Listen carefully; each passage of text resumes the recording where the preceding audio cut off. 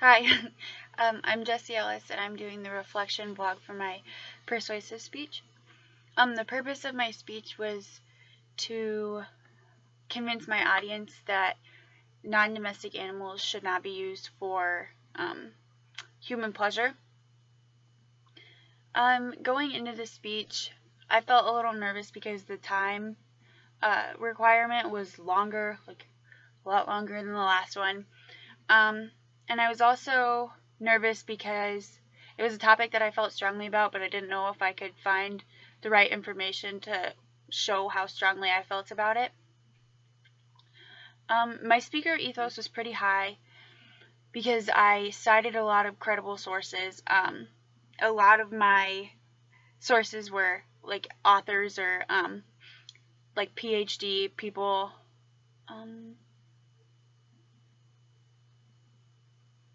My technology was good. I recorded it on my phone, and that's what I've been recording all my other ones on, and I thought those went pretty well, because you could hear me.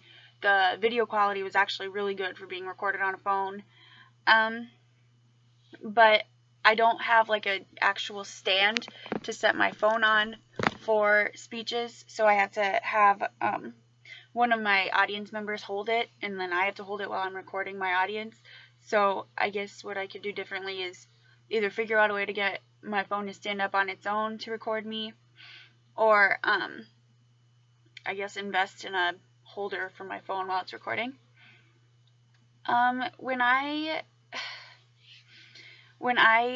structure my outlines and my speeches and stuff, I use the introduction, the first main point, second main point, third main point, conclusion, structure.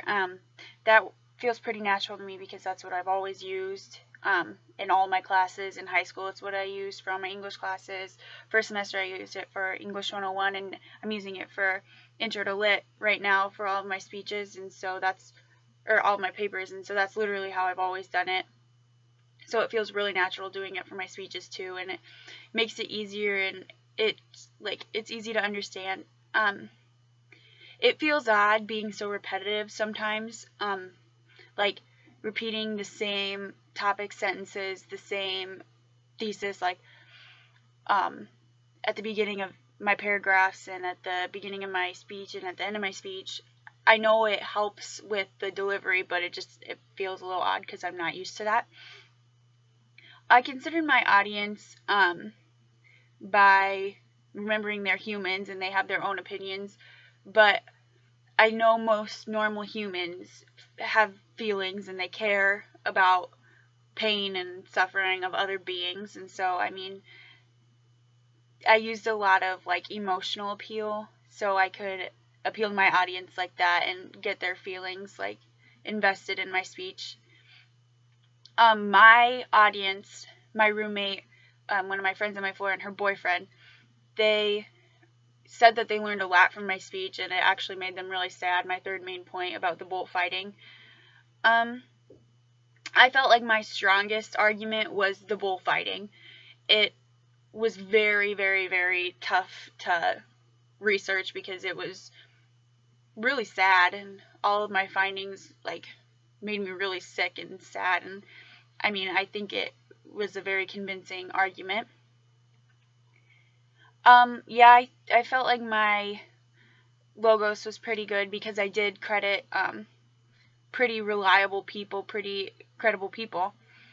My speech worked because I did a lot of research, and I reread my research, and I practiced my speech way more this time than I had before.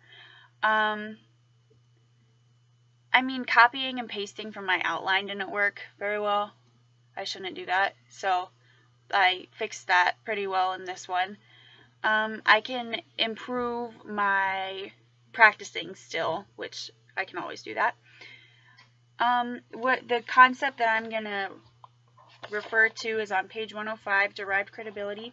I think my delivery was really well delivered because I used my fingers, and I moved, and I used my emotions and my facials, and I just think it went really well. So that's my reflective vlog.